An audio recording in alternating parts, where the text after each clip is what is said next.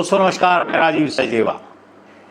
पंचकुला नगर निगम के इलेक्शन बताया जाता है बीजेपी की जीत। साहब, आप अपने इलेक्शनों में जीत की खुशियां मना रहे हैं और आप ये देखिए, जब नीट का पेपर लीक हुआ, बच्चों ने पेपर दिया, पेपर लीक हुआ। मुझे एक चीज नहीं समझ आती, कैसी सरकारें हैं ये। बच्चों के पेपर लीक होते हैं तुम्हारे से।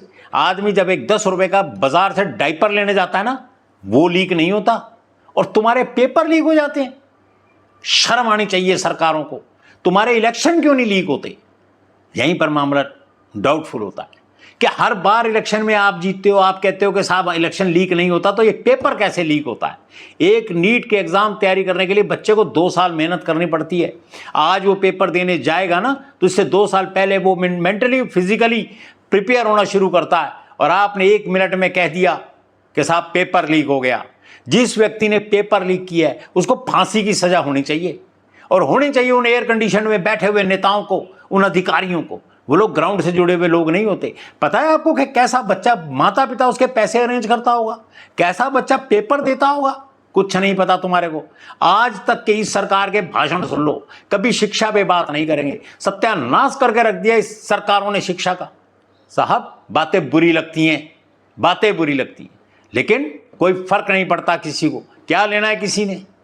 साहब जिताओ, बिल्कुल जिताओ। पूछो इन सरकारों से कि तुमने हमारे लिए क्या किया पिछले 12 साल के टेन्योर के अंदर। हमारे बच्चे आज भी शिक्षा के लिए धक्के खा रहे हैं, और बड़ी खुशी से आप कह देते हैं कि साहब पेपर लीक हो गया। कैसे हो गया लीक?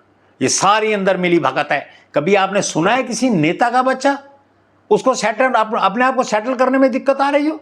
बिहार के अंदर देखो जाके, स्वास्थ्य मंत्री किस व्यक्ति को बना दिया गया। साहब, शिक्षा मंत्री कौन है ये जाकर देखो।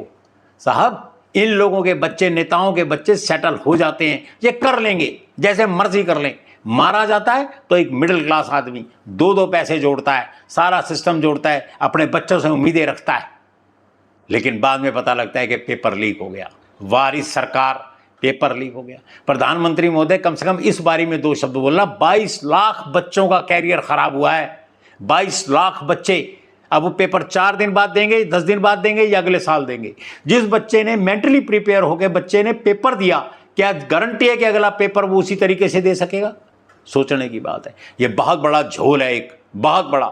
और काल का परिषद के लोगों, बाहर निकलो, पूछो सरकारों से कि तुम क्या करती हो हमारे लिए, हमारे बच्चों के लिए क्या किया। बहुत हो गया, बहुत हो गया। आगे आओ, बात करो, वोट देने से पहले सोचो। धन्यवाद।